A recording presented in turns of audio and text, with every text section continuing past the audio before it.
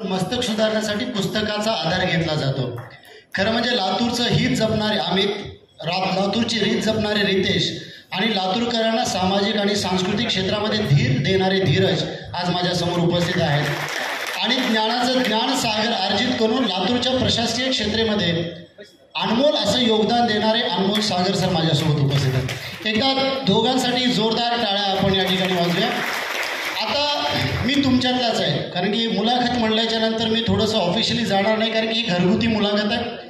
खरं तर भैयांचा अनुभव जास्त आहे, तुमचा अनुभव मोठा आहे, कारण की तुम्ही मेन्स दिली, प्री दिली, पुन्हा इंटरव्ह्यू दिलेला आहे.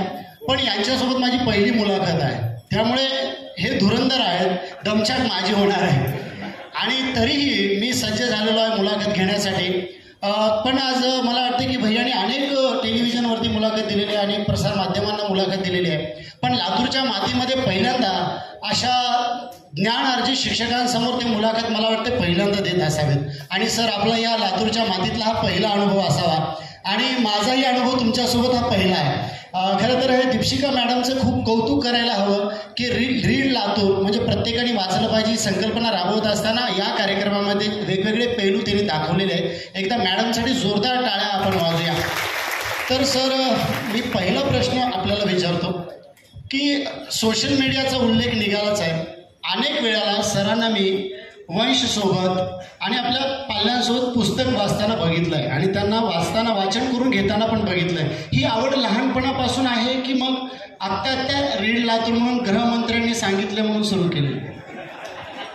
आज खरं तर डॉटर्स डे आहे आणि माझ्या मुलीला दिव्यानाला खरंच वाचण्याची आवड आहे आणि बऱ्याच वेळेस त्यांचा असा हट्ट असतो की तुम्ही आम्हाला गोष्टी वाचून दाखवाव्यात.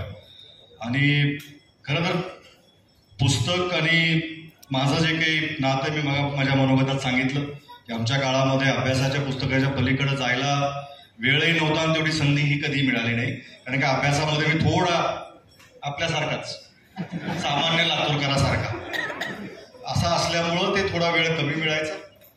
आणि ही वाचण्याकडचा कल, माझी पहिली आठवण जेव्हा मी दीपशिकांना बघितलं होतं, म्हणजे आमची भेट नॉर्मल आयुष्यामध्ये जेव्हा झाली, त्यांच्या हातामध्ये नेहमी एक पुस्तक असायचं आणि तेव्हा भीती वाटायची की बाबा ह्या ज्या स्वतः एवढे मोठे मोठे पुस्तकं वाचतायत त्यांच्याशी आपण कधी काय संवाद साधायचा.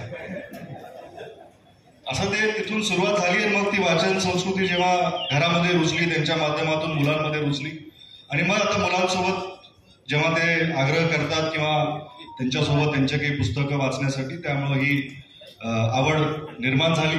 आणि जसं आपण आपल्या मुलांच्या सोबत हा काही वेळ घालू शकतो, त्याच पद्धतीनं प्रत्येक कुटुंबातल्या किंवा प्रत्येक शाळेमध्ये जर असं होऊ शकलं, तिथून कुठेतरी ही रीड लातूरची ही जर्नी सुरू झाली असं मला वाटतं. घरातूनच सुरुवात झालेली आहे रीड लातूरची. एकदा जोरदार टाळ्या सरांच्या संकल्पने, कारण की सुरुवात आपल्यापासून झाली पाहिजे ही संकल्पना आधी घरातून सुरू झालेली आहे. सर, मी तुमच्याकडे येतो. खरं म्हणजे आज प्रशासकीय सेवेमध्ये कार्य करत असताना तुम्ही म्हणालात की पुन्हा जरी पुस्तकं वाचली तरी घरचे म्हणत होते की आता बस झालं.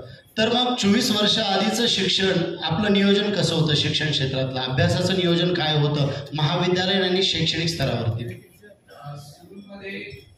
स्कूलमध्ये तेवढं फोकस नव्हतं शिक्षणवर, आणि कारण की मी थोडंसं स्पोर्ट्समध्ये जास्त फोकस केला होता, स्पेशली लॉन टेनिसमध्ये.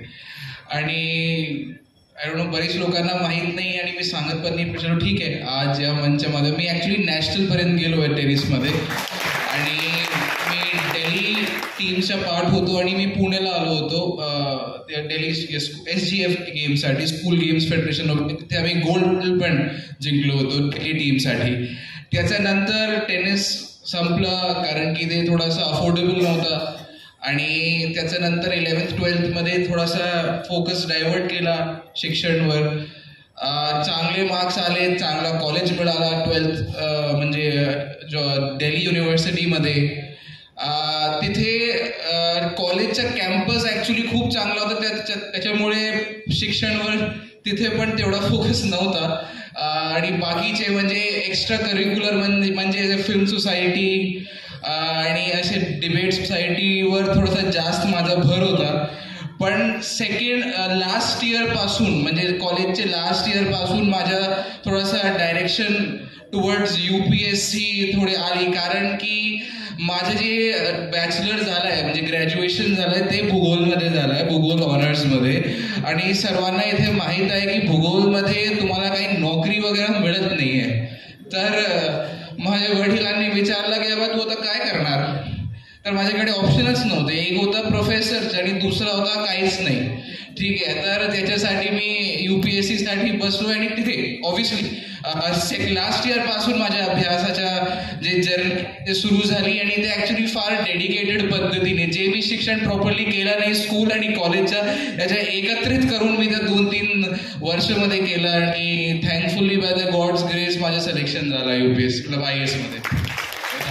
बालाजीची परवानगी घेऊन तुम्ही लॉन टेनिसचा इथं मेन्शन केलं, तर मला फक्त एवढं विचारायचं आहे की आपला फेवरेट प्लेअर कोण आहे? Roger Federer. नडाल. आमचं काय by the way seen him play live. मी पण मी त्याला विम्बल्डन जिंकताना बघितलं. सरांनी सांगितलं की जॉग्राफीमध्ये नोकरी मिळत नाही कारण की भूगोल एक असा प्रकार आहे की तो बदलत राहतो. पाऊस पडला की कमी जास्ती हवामान खात्याचा अंदाज बदलत असतो, त्याच्यामुळे त्यांचं ते म्हणणं पण इतिहास कधीच बदलत नाही. तसा तुम्ही इतिहास या ठिकाणी त्यांनी पहिलंच शोधलं की गुगल अर्थमुळे भौगोलिक क्षेत्रामध्ये काय करू शकत नाही कोणी काही. धन्यवाद. मला धीरज भैयाने एक प्रश्न विचारायचा. आता सगळे शिक्षक आहेत इथं, तर तुमच्या आयुष्यामध्ये एखाद्या शिक्षक असेल त्यांची गोड आठवण अथवा त्यांनी तुमच्या आयुष्याला कलाटणी दिला असेल असा कोणता शिक्षक आहे का, त्यांची एक आठवण? तसं प्रत्येक आयुष्याच्या प्रत्येक टप्प्यामध्ये जेव्हा आपण शिक्षण घेत असतो तर कधी पहिलीचा टीचर आठवतो, कधी मॅथ्सचा, कधी असे अनेक शिक्षक आहेत की प्रत्येकाचा काही ना काही प्रभाव आपल्यावर असतो. पण एखादी आठवण सांगायचं झालं तर आमचे केमिस्ट्रीचे प्रोफेसर होते AK सिंग, आणि ते आमचे ट्युशनही घ्यायचे आणि आम्हाला ते सगळं शिकवायचं. कारण की वर्गात जेवढं काही शिकवलं जात होतं सरांनी जर सांगितलं की वर्गामध्ये काही जास्त लक्ष लागत नव्हतं, तर त्यांना खासगी धडे देण्यासाठी आम्हाला त्यांना प्राचारण करावं लागायचं. त्यांच्यामुळं मी चांगले मार्क्स घेऊन pass व्हायचो. Sir please same questions तुम्हाला पण, की तुमचा एखादा आवडता शिक्षक ज्याने आयुष्याला कलाटणी मिळाली? ॲक्च्युली 12th मध्ये एक टीचर होते माझी, ते भूगोलचीच होती आणि माझा जे मार्क्सची परफॉर्मन्स खूपच वाईट होती म्हणजे भूगोलमध्ये टिल माय प्री बोर्ड्स. आणि त्याच्यानंतर तरी पण ते टीचरनी मला सांगितलं की तू माझ्या क्लासचा डार्क हॉर्स आहे, म्हणजे की तू काही ना काही करणार, फक्त तू थोडासा फोकस वाढवा आपलं मतलब स्टडीजमध्ये. आणि आय डोंट नो काय झालं त्याच्यानंतर की ते मी थोडासा फोकस जास्त केलं आणि अभ्यास वाढला. त्याच्यानंतर I was the topper, me topper होतो स्कूलमध्ये इन भूगोल त्याच्यानंतर आफ्टर दी एंटायर जर्नी. तर आय थिंक त्या टीचरचे जे इम्प्रेशन होतं ते ॲक्च्युली खूप चांगली छाप पडली माझ्या डोक्यात. तर आय थिंक माझी भूगोलची जी टीचर होती आय स्टील रिमेंबर हर. धन्यवाद. पूर्वी आपण जेव्हा शहरामध्ये ग्रामीण भागामध्ये जातो तेव्हा मुंबईचं शिक्षण पुण्याचं शिक्षण म्हटलं की थोडंसं इम्प्रेशन वेगळं असायचं, आणि तो तिकडून शिकून आला म्हटल्याच्या नंतर आपल्याला अरे मुंबईचा शिकून आलेला विद्यार्थी असा आपला बघण्याचा दृष्टिकोन होता. पण हे महाराष्ट्रातले सगळे शहर आहेत. पण सर तुम्ही लंडनला शिकून आलेले आहात, मात्र तिथली शिक्षण पद्धती वेगळी असणार आहे, इथली शिक्षण पद्धती वेगळी असणार आहे. तर आमच्या सर्व शिक्षकांना हे ऐकायला आवडेल की तुम्ही तिथलं शिक्षण आणि आपलं शिक्षण यामधला फरक आणि काय साम्य आहे?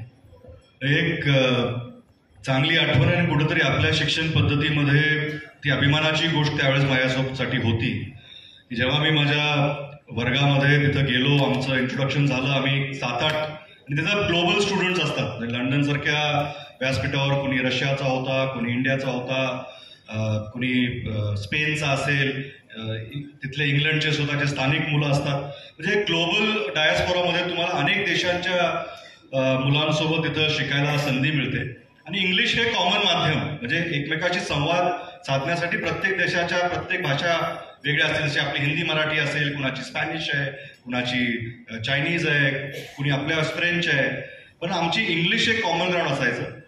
आणि त्याच्यामध्ये आम्ही एकमेकांशी संवाद साधायचो. कधी टीचर्स आम्हाला प्रश्न विचारायचे. आणि एक मला आठवतं की ज्या पद्धतीनं जेव्हा आमचे प्रोफेसर आम्हाला काही विचारायचे आम्ही त्याचं उत्तर द्यायचो, तर तिथं एक इंग्लंडचा विद्यार्थी असायचा की त्यानं हमेशा मला मी काहीतरी बोललं, आता त्यावेळेस इंग्लंडची सिरीज पण चालू होती, आमचं बरं चाललं होतं, त्याला ते काही आवडत नव्हतं. आता तो इंडियन स्टुडंटला काहीतरी त्याला खोचून बोलावं असं म्हणून त्यांनी एक खोड काढली, आणि खोड अशी काढली की ह्यांची बोललेली इंग्रजी, म्हणजे आम्ही जे इंडियन स्टुडंट्स आहोत त्यांनी बोललेली इंग्रजी आमच्या इंग्रजीपेक्षा फास्ट कशी. म्हणजे ते आपल्या शिक्षण पद्धतीमध्ये जसं आम्हाला शिकवलं गेलं, इंग्रजी ही बोलीभाषा किंवा त्याचे धडे आम्ही घेतले की त्यांच्या देशात जाऊन त्यांच्या देशातली भाषा आपण त्यांच्यापेक्षा चांगलं बोलू शकतो, ही आपल्या शिक्षण पद्धतीचा हा एक गौरव आणि अभिमान प्राप्त वाटला. आणि खरं तर हीच एक चांगली आठवण माझ्या डोक्यामध्ये राहिली की इंग्रजीमधला इंग्लंडचा विद्यार्थी म्हणतो की तुमची इंग्रजी आमच्यापेक्षा चांगली कशी. म्हणजे आमच्या शिक्षकांनी आमच्यावर घडवलेले किंवा गिरवलेले धडे हे आम्ही चांगल्या पद्धतीनं करू शकतो.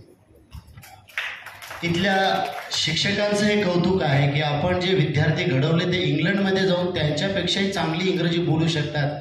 आणि रीड लातूरचा हाच मोठा संकल्प आहे की आपली जिल्हा परिषदची मुलं जेव्हा बाहेर जातील तेव्हा मात्र तिथल्यांना आपली मराठी तर शिकून येतील, पण त्यांच्यापेक्षाही चांगली इंग्रजी बोलून दाखवतील. हे रीड लातूरचं ब्रीदवाक्य. एकदा जोरदार टाळ्या रीड लातूरसाठी आणि सरांसाठी की ज्याने लातूरचा साज आणि बाज इंग्लंडमध्ये लंडनमध्ये ढळू दिला नाही. सरांसाठी जोरदार टाळ्या झाल्या पाहिजे. यानंतर मी सर आपल्याकडे येतो. खूप कमी वयामध्ये मागापासून उल्लेख झाला की अवघ्या 24व्या वर्षी तुम्ही या प्रशासकीय सेवेमध्ये आला. पहिली पोस्टिंग आणि पहिला अनुभव काय होता? माझं प्रोफेशन ऍक्च्युली छत्रपती संभाजीनगर झालं होतं. ते कोविडचा काळ होता, त्याचा ते ऍक्च्युली पोस्टिंग नव्हती, प्रोबेशन होतं. त्याच्यानंतर माझी फर्स्ट ऍक्च्युअल पोस्टिंग गोंदिया जिल्ह्यामध्ये देवरी उपविभागामध्ये उपविभागीय अधिकारी म्हणून झाली होती. ते नक्षलग्रस्त भाग होता आणि माझ्याकडे 3 तहसील होती आणि माझ्याकडे एक प्रकल्प अधिकारी ITDP ट्रायबल डेव्हलपमेंट एरियाचा चार्ज पण होता. 2 चार्जेस होते. ते ऍक्च्युली सर्वात चांगला अनुभव मला मिळाला, कारण की एक ऍक्च्युली फार रिमोट एरिया आहे आणि राजनांदगाव छत्तीसगडचं जे डिस्ट्रिक्ट आहे ते फक्त 5 किलोमीटर होता माझ्या घरापासून. आणि तिथे मेडिसिन्स वगैरे काहीच नव्हती, म्हणजे काहीच फॅसिलिटीज वगैरे नव्हती. आणि ऑब्व्हियली नक्षलग्रस्त भाग होता तर थोडासा एक लाईफ थ्रेटनिंगचा एक ते धोका सदैव राहते तिथे. आणि तिथे मला रेव्हेन्यूमध्ये काम करण्याची संधी मिळाली होती. त्याच्यामुळे आज पण मला ते रेव्हेन्यूमध्ये एवढा मोठा होल्ड आहे ते कारण ते गोंदियाचे SDO शिपमुळे आहे. आणि जनरली काय होतोय की बरेच ठिकाणी रेव्हेन्यूची काम तेवढं नसतं तुमच्या जे तहसीलच्या विभागाचं, पण मला ते तिथे तेवढी काम करण्याची संधी मिळाली. तर I think I am very fortunate, कारण की पुढची पोस्टिंग ज्यावेळेस मला मिळणार रेव्हेन्यूची तर आय थिंक त्याचं खूप चांगलं योगदान होणार आहे. त्याचसोबत ट्रायबल एरियामध्ये काम करण्याचा एक वेगळा अनुभव आहे. त्या संस्कृती अंडरस्टँडिंगची आणि ते माहिती घेण्याची, कारण की तेवढं मला अनुभव मराठवाड्यामध्ये मिळत नाही, कारण की तिथे ट्रायबल पॉप्युलेशन सर्वात जास्त होते आणि त्यांची प्रॉब्लेम्स काय आहेत त्यांच्या ऐकण्याची. ज्यावेळेस आम्ही वेगळे गावामध्ये जात होतो आणि त्यांची प्रॉब्लेम्स ज्यावेळी मला म्हणजे समोर आली तर मला कळलं की ते देशामध्ये जे डायव्हर्सिटी आहे ॲक्च्युली खूपच जास्त आहे. मी सांगू शकत नाही की लातूर आणि गोंदियामध्ये फार मोठा डिफरन्स आहे प्रत्येक विषयामध्ये, पॉप्युलेशनमध्ये, डेव्हलपमेंटमध्ये.